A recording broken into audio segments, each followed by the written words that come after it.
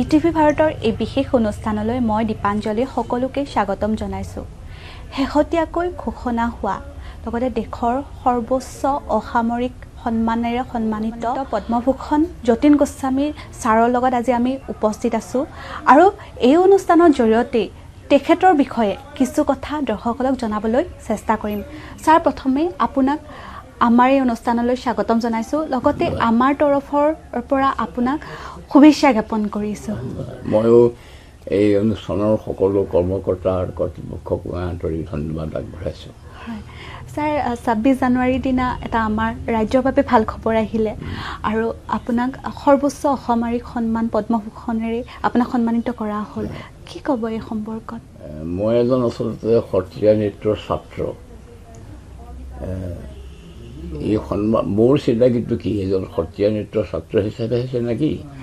গতিকে এই যিটো স্বীকৃতি, এই স্বীকৃতিটো যতীন গোস্বামীৰ নহয়, এই স্বীকৃতিটো হৈছে সম্পূৰ্ণ সত্ৰীয়া নৃত্যৰে স্বীকৃতি।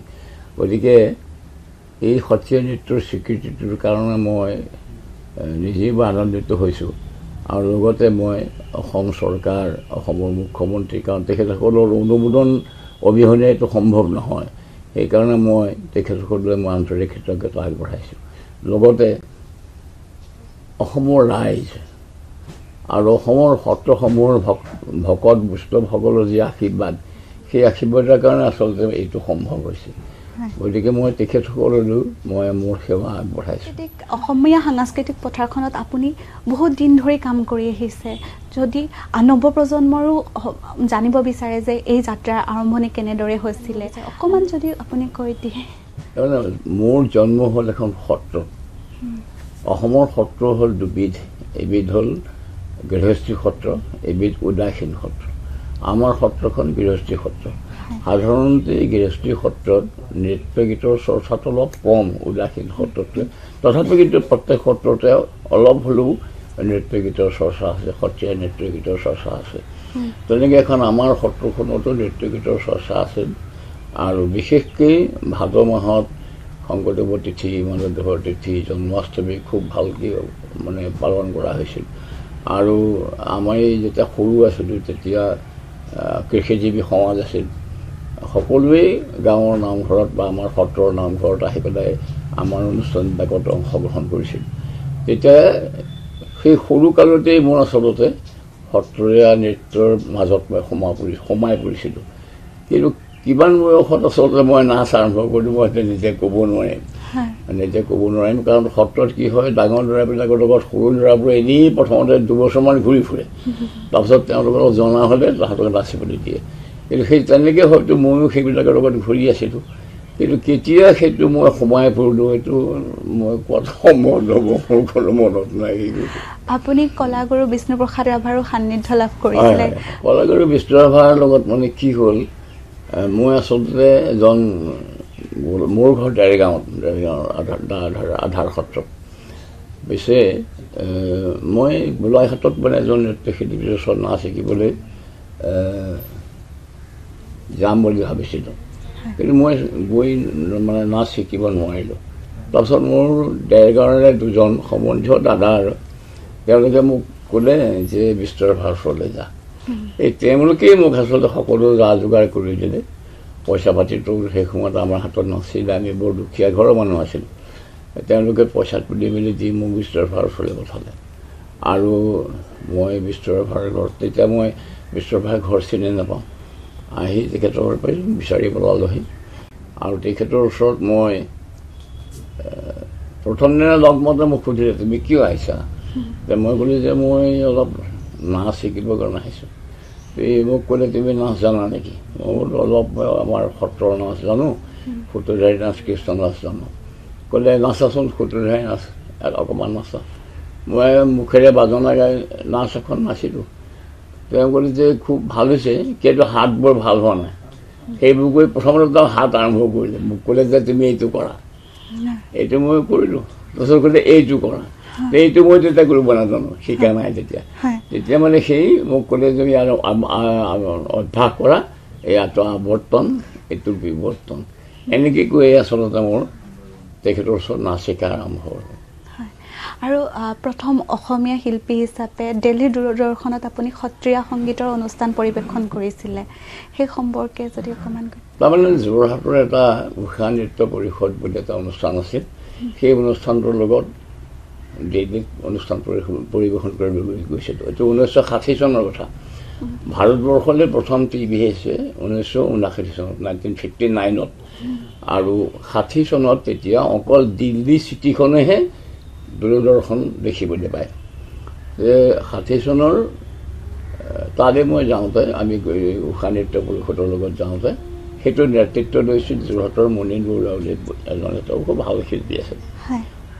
তাত গৈ এই টিভিত আমি এটা প্ৰগ্ৰাম কৰিব লগা হৈছিলে, মানে 11 মিনিটৰ প্ৰগ্ৰামটো। তাত আমি এটা মানে সত্ৰীয়া নাচ, সূত্ৰধাৰী নাচ দেখুৱাইছিলোঁ। সেইটো মোৰ ভণ্টিজনীয়ে কৰিছিলে, নিৰু গোস্বামী বুলি তাই নাচিছিল।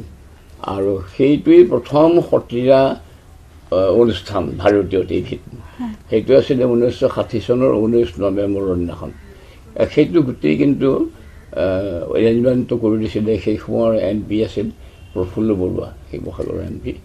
সেই তেখেতেই কিন্তু গোটেইটো আয়োজন কৰি দিছিল। আৰু সেইটোৱে প্ৰথম অনুষ্ঠান আছিল টিভিত, সত্ৰীয়া নৃত্যৰ অনুষ্ঠান প্ৰথম সেইটো। হয়। আৰু কলাগুৰু বিষ্ণুপ্ৰসাদ ৰাভা, ৰসেশ্বৰ শইকীয়া বৰবায়নৰ লগত আপুনি লগ হৈ প্ৰথম আৰু একমাত্ৰ বুলি ক'ব লাগিব অংকীয়া নাট ভাওনাৰ এটা ভ্ৰাম্যমাণ নাট্যগোষ্ঠী গঠন কৰিছিলে। মই মণিপুৰী নাচ শিকিবলৈ গৈছিলোঁ মণিপুৰত।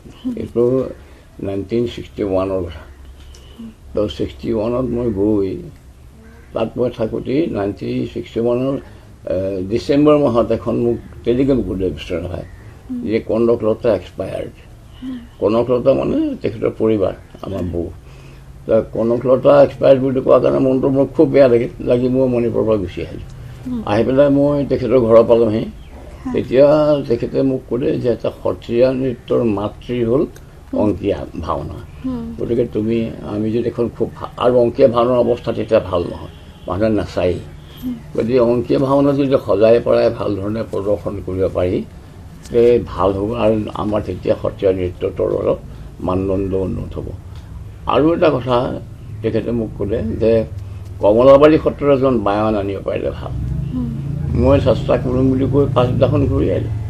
তেতিয়া আকৌ মানে তেজপুৰৰ পৰা ভমৰাগুৰি ঘাটলৈ বাছত যাব লাগে, ভমৰাগুৰি ঘাটৰ পৰা শিলঘাটলৈ জাহাজত আহিব লাগে, শিলঘাটৰ পৰা আকৌ বাছত যাব লাগে। তেনেকৈ আহোঁতে সেই জাহাজতে মই কেইটামান ল'ৰা ছোৱালী লগ পালোঁ, হাৰমনিয়াম তবলা লৈ পেলাই আহিছে। মই সুধিলোঁ যে তোমালোক ক'লৈ যাবা? বোলে নগাঁৱত বিজু কনফাৰেঞ্চ হৈ আছে, তালৈ যাম। সেই বুলি কোৱাত ময়ো নগাঁৱলৈ আহিলোঁ। মই যাব লাগিছিল দেৰগাঁৱলৈ, মই নগাঁৱলৈ আহিলোঁ। আহি নগাঁৱত টিকেট এটা কাটি পেলাই মই বেণ্ডালত সোমাল বৰ। তাৰপিছত গধূলি প্ৰথমতে এটা বৰগীত হৈছে, তাৰপাছতে এটা সত্ৰীয়া নাচ, ৰজাঘৰীয়া চালি নাচ। নাচটো বৰ ধুনীয়া হৈছে আৰু 4জনী ছোৱালীয়ে নাচিছে।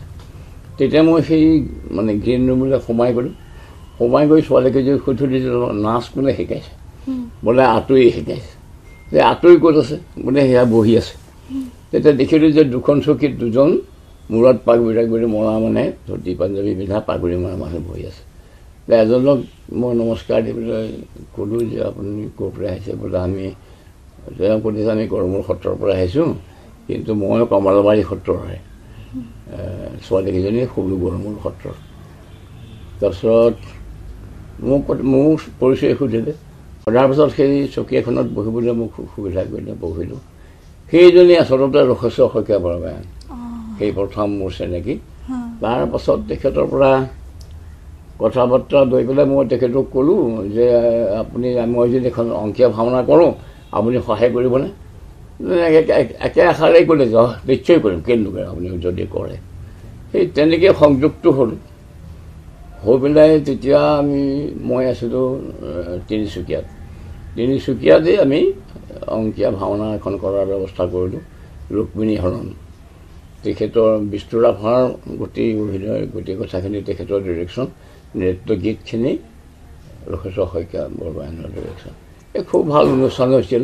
কিন্তু দুখৰ কথা দুটা ঠাইত প্ৰদৰ্শন কৰাৰ পাছতে চীনা আক্ৰমণ আৰম্ভ হ'ল হৈ পেলাই গোটেই আমাৰ যিটো প্ৰগ্ৰেম আছিলে সেইটো খেলি মেলি হৈ গ'ল বিষ্ণুৰাভাক এৰেষ্ট কৰি নি ব্ৰহ্মপুৰ জেল পোৱালৈকে সেই অনুষ্ঠানটো তাতেই বন্ধ হ'ল আৰু এসময়ৰ জনপ্ৰিয় অনুষ্ঠান নৃত্যাঞ্জলি উৎসৱৰ বিষয়ে যদি অকণমান কৈ দিয়ে না নৃত্যাঞ্জলি মানে কি জানা তেতিয়া সত্ৰীয়া নৃত্যৰ স্বীকৃতি হোৱাই নাই তেতিয়া মানে এটা মনলৈ আহিলে যে সত্ৰীয়া নৃত্যৰ চালি ঝুমুৰাটো আছেই সূত্ৰধাৰী চালি ঝুমুৰা নাদুভংগী আমিতো কৰোঁৱেই তাৰ বাহিৰে নতুন কিবা সংৰচনা কৰিব পাৰে কি নৃত্য ধাৰাটোৰ ওপৰত সেই চিন্তা কৰি আমি আচলতে অনুষ্ঠানটো আৰম্ভ কৰিছিলোঁ 2000 চনত আৰু সেইটো বহুত মানুহে সংযোগ আছিল তাৰে ডক্টৰ পজিটিভ মহন্ত আছিলে প্ৰভাত শৰ্মা আছিলে আমাৰ মুৰাৰী মোহন শৰ্মা আছিলে এই মানুহবিলাক আছিলে কিন্তু সেই সময়ত যিকেইটা ক্ৰিয়েশ্যন হৈছিল সত্ৰীয়া নৃত্যৰ নতুন সংৰচনা এতিয়াও সেইকেইটা কিন্তু বৰ ধুনীয়া আৰু তাৰ বিশেষকৈ ৰাম বন্দনা বুলি এটা অনুষ্ঠান আছিল সেইটো এতিয়াও মাইলৰ খুঁটি হৈ আছে তাক কোনো ওচৰ কৰিব পৰা নাই হয়নে তাৰ সংগীত সজাইছিলে মুৰাৰী মোহন শৰ্মাই খুব ভাল অনুষ্ঠান হৈছিলে সেইটো খুব ভাল এইটো এতিয়াও চলি আছে সেইটো অনুষ্ঠান প্ৰত্যেক বছৰে হয় কিন্তু সেই প্ৰথম বছৰৰ যিটো অনুষ্ঠান হৈছিল সেইটো এটা অপূৰ্ব আৰু মানে মানুহে ভাবিব নোৱাৰা ধৰণৰ অনুষ্ঠান আছিল সত্ৰীয়া নাচৰ এনেকুৱা এটা অনুষ্ঠান হ'ব পাৰে মোৰ যদি ভুল হোৱা নাই আপুনি ভ্ৰাম্যমান জগতৰ লগতো জড়িত হৈ আছিল সেই যাত্ৰা সম্পৰ্কে যদি অকণমান ভ্ৰাম্যমান নৃত্যটো আৰম্ভ হৈছিল 1963 চনত মই গৈছিলোঁ আচলতে এখন নাটকত যোগ দিবৰ কাৰণে বৰপেটাতে তাৰ পৰাই ঘূৰি আহি বাটচৰাত মই দেৱদাসী নাচ শিকিবৰ কাৰণে সোমাইছিলোঁ আৰু তেতিয়াই অচ্যুত লহকৰ লগত মোৰ চিনাকি হ'ল লহকৰে মোক ক'লে যে এনেকৈ এটা ভ্ৰাম্যমান নৃত্য দল কৰিব খুজিছোঁ আপুনি মোক নৃত্যৰ ক্ষেত্ৰত অলপ সহায় কৰক মই গতিকে ক'লোঁ যে চাৰ্কাছৰ নিচিনা কোন থিয়েটাৰ চলিব কাৰণ আমাৰ উজনি অসমততো মানে হেৰি নাই যাত্ৰা পাৰ্টি নাই সেইকাৰণে মই ক্ষেত্ৰত বৰ ইচ্ছা নকৰিলোঁ মই ক'লোঁ সহযোগ কৰা মই তেনেকৈ সহযোগ নকৰিলোঁ মই গুচি গ'লোঁ তাৰপাছত 1964 চনত মই অসম চৰকাৰৰ সাংস্কৃতিক বিভাগত যোগ দিলোঁ তেতিয়া মোক তেখেতে মাতি নিলে অচ্যুত কৰে যে মইতো কৰিলোঁ আৰু মই ছাকচেছো হৈছোঁ গতিকে আপুনি এতিয়া কিবা সহায় কৰক আৰু বিশেষকৈ ভ্ৰাম্যমান নাট্য দলৰ যোগেদি সত্ৰীয়া নৃত্য অংকীয়া ভাওনা কিবা কৰিব পাৰে নেকি এটা চেষ্টা কৰক তেতিয়া মই মানে সেই তাত প্ৰথম সত্ৰীয়া নাচ আৰু ৰুক্মিণীহৰণখন নৃত্য নিজিকা কৰি মই প্ৰদৰ্শন কৰিছিলোঁ মানুহে খুব ভালকৈ আদৰি লৈছিল এনেকৈ সেই তাৰপাছত মই আৰু বিভিন্ন সময়ত অকল মানে সত্ৰীয়া নৃত্যগীতেই নহয় আধুনিক নৃত্যগীত কিবা কিবি কৰিবলৈ আৰম্ভ কৰিলোঁ কৰি তেনেকৈ ভ্ৰাম্যমান দলত সোমাই গ'লোঁ আৰু এনে এটা সময় আছিল যে প্ৰভাত শৰ্মাৰ সংগীত আৰু যতীন গোস্বামীৰ নৃত্য এই দুটা নহ'লে মানে ভ্ৰাম্যমান নাট্য দল নহয় এনেকুৱা এটা অৱস্থা হৈছিল পিছে বহুদিন কাম কৰিলোঁ প্ৰায় 20 বছৰ 25 বছৰমান কাম কৰিলোঁ তাৰপিছত লাহে লাহে ভ্ৰাম্যমান নাট্য দলৰ চৰিত্ৰ বদলি হ'ল গতিকে আমিও তাৰ পৰা ওলাই আহিলোঁ আৰু সমগ্ৰ ভাৰতবৰ্ষতে সত্ৰীয়া নৃত্যৰ প্ৰচাৰ আৰু প্ৰসাৰৰ বাবে আপুনি কাম কৰি আহিছে আৰু সেই যাত্ৰা আপোনাৰ এতিয়া অব্যাহত আছে সত্ৰীয়া নৃত্যই ৰাষ্ট্ৰীয় মৰ্যাদা পাইছে 2000 চনৰ 15 নৱেম্বৰ তাৰিখে অসমীয়া নাটক একাডেমীয়ে সেইদিনা সত্ৰীয়া নৃত্যক ভাৰতৰ এটা মেজৰ ডান্স ফৰ্ম বুলি এটা গ্ৰহণ কৰিছে আৰু সেইটো হৈছে ডক্টৰ ভূপেন হাজৰিকাৰ চেষ্টাত তেখেত অসমীয়া নাটক একাডেমীৰ অধ্যক্ষ হৈয়েই তেখেতে মানে সেই চেষ্টাটো আৰম্ভ কৰিছিল যে সত্ৰীয়া নৃত্যক কেনেকৈ স্বীকৃতি দিব পাৰি আৰু তেখেত সেইটো কৰি তেখেত সফলো হ'ল তাৰ আগলৈকে সত্ৰীয়া নৃত্যৰ সিমান প্ৰচাৰ প্ৰসাৰ আমাৰ অসমতে সিমান ল'ৰা ছোৱালীবিলাকৰ শিকাৰ আগ্ৰহ একো নাছিল 2000 চনৰ 15 নৱেম্বৰৰ পাছত কিন্তু লাহে লাহে মানুহৰ আগ্ৰহ বাঢ়ি গ'ল আৰু যেতিয়া ভূপেন হাজৰিকা অসমীয়া নাটক একাডেমীৰ অধ্যক্ষ হৈ আহিল তেখেতৰ প্ৰথম চিন্তাটোৱে আছিলে যে সত্ৰীয়া নৃত্যক স্বীকৃতি দিব লাগে আৰু সেইকাৰণেই তেখেতে জেনেৰেল কাউন্সিলত মোক সদস্যভুক্ত কৰি লৈছিল আৰু সেই সময়ত সদস্য আছিল আমাৰ শ্ৰদ্ধেয় দুলাল ৰয় হিমাংশু শেখৰ দাস এই সকলৰ পৰামৰ্শ মতে ভূপেন হাজৰিকাই এখন চাব কমিটি কৰি দিছিল যে সত্ৰীয়া নৃত্যক মানে মেজৰ ডান্স ফৰ্ম হিচাপে স্বীকৃতি দিব পাৰি নে নোৱাৰি।